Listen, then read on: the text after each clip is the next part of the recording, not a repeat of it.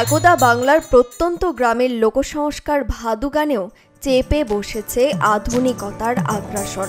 ক্রমশ গান পরিণত হচ্ছে ব্যবসায়। তবুও হারিয়ে যেতে বসা ভাদুর আকর্ষণ আজও বাংলার আনাচে কানাচে মানুষকে স্মৃতিমধুর করে তোলে।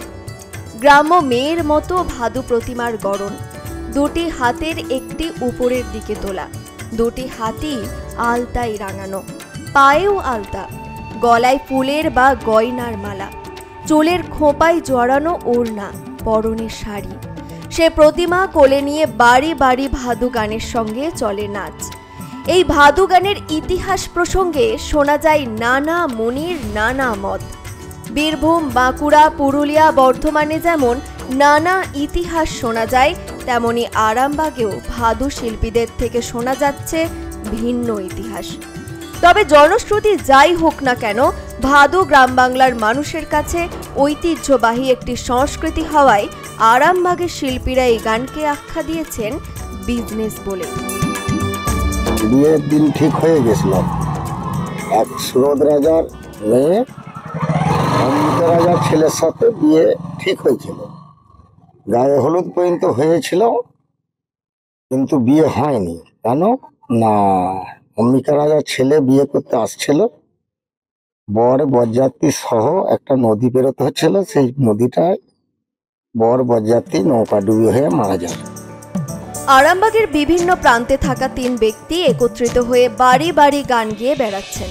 ঠাকুর ও বদ্যি নিয়ে আরামবাগ, কতুলপুর সহ প্রায় 5 থেকে 7টি গ্রাম ঘুরে ঘুরে গান গাইছেন তারা।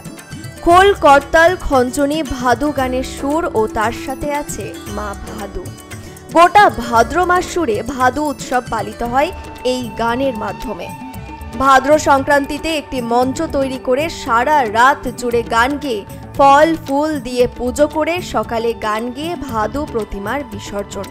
তবে বলাই বাহুল্য, এই গানের সংস্কৃতি হারিয়ে যাচ্ছে ঠিকই, তবে ক্রমশ হারিয়ে যেতে বসেছে এই গানও।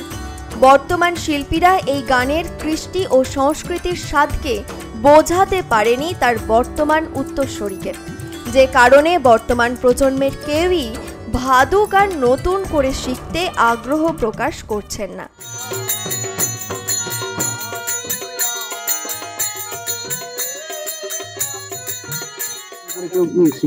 না না, নতুন করে আর শিখছে না। আপনারা কি চাইছেন? আমরা চাই যে নতুন করে সব শিখুক, তবে দেশে থাকবে, নালে উঠেই যাচ্ছে ভাদু গান। সারা বছর ধরে কি চলছে তা নিয়ে গান বেঁধে প্রত্যন্ত এলাকার মানুষের কাছে বার্তা পৌঁছে দিত ভাদু। এখন গানের সুরে এসেছে আধুনিকতার ছোঁয়া। আদি লোক সংস্কৃতির সুর ফিকে হচ্ছে ক্রমশ।